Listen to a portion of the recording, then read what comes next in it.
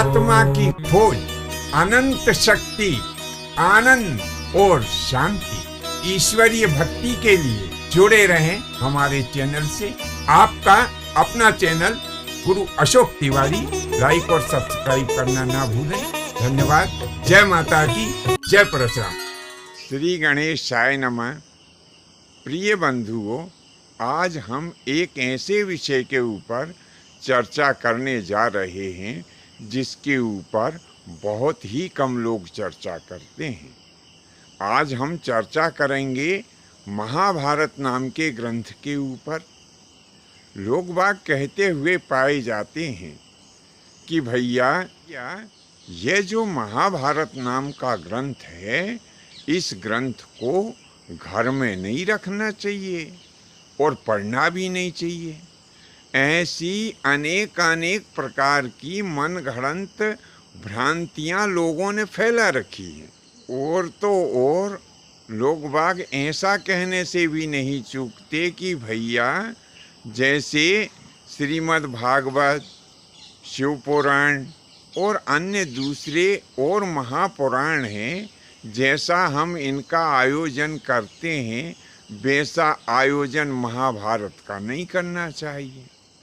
तो हम आपको बता दें कि जब महामुनि वेद व्यास ने इसकी रचना की और ऋषियों ने और मुनियों ने जब इसको पढ़ा और इसके ज्ञान का लाभ लिया, तब ऋषि मुनियों ने इसको पंचम वेद की उपाधि दी है, पांचवा वेद। सोचो कि इसमें कितना ज्ञान होगा और कितनी शिक्षा होगी। लेकिन कुछ अज्ञानियों ने भ्रांति फैला दी कि भैया महाभारत को नहीं पढ़ना चाहिए, ना घर में रखना चाहिए। महर्षि वेद व्यास ने जब इसकी रचना की तो इसकी रचना वैसे ही नहीं होगी। बड़े कठोर परिश्रम से वेद व्यास जी ने इसकी रचना की और इसकी रचना के पीछे उनके मन में ये भाव था कि लोग इसे पढ़ेंगे, सुनेंगे, समझेंगे और सुनाएंगे। और उस काल में लोगों ने जो अच्छे और बुरे कार्य किए हैं, उन कार्यों को करने के पश्चात जो उनका प्रतिफल उन करने वालों को प्राप्त हुआ, लोग उसे जानकर, समझकर और उससे शिक्षा लेकर अपने जीवन को आनंदमय और मंगलमय बनाएंगे। ऐसी मंगल कामना महर्षि वेद व्यास की थी। लेकिन यहाँ तो लोगों ने सब उल्टा पुल्टा कर दिया।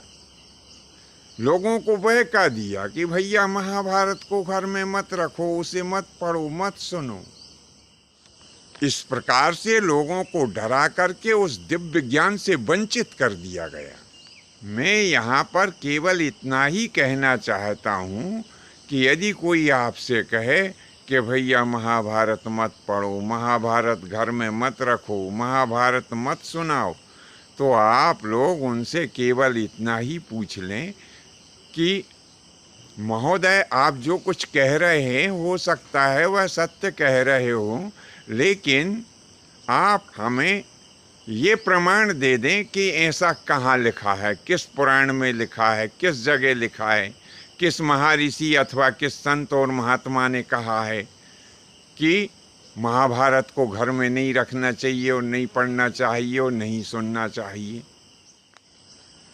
जब आप महाभारत जैसे महान ग्रंथ को नहीं पढ़ेंगे, नहीं सुनेंगे, नहीं समझेंगे, तो उसमें जो दिव्य ज्ञान दिया गया है वह दिव्य ज्ञान आपको कैसे प्राप्त होगा।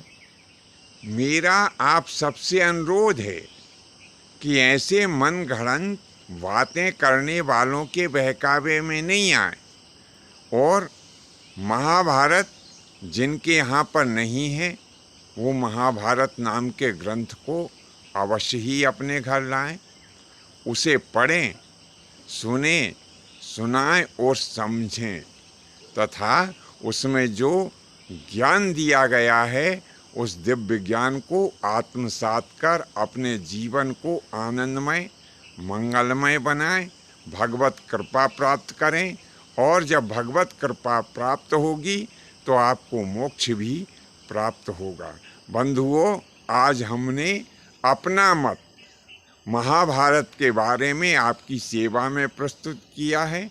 आने वाले भागों में किसी दिन आपको गरुड़ पुराण के बारे में भी हम बताने की कोशिश करेंगे। विद्वानों से निवेदन है कि ज्ञान में कोई भी परिपूर्ण नहीं होता है। यदि कहीं कोई गलती हो गई हो तो क्षमा करने का कष्ट करें। आज के लिए बस इतना ही। शेष फिर नए विषय के साथ में आपकी सेवा में उपस्थित होंगे। आज्ञा दीजिए। धन्यवाद। जय माता की, जय परशुराम जी की।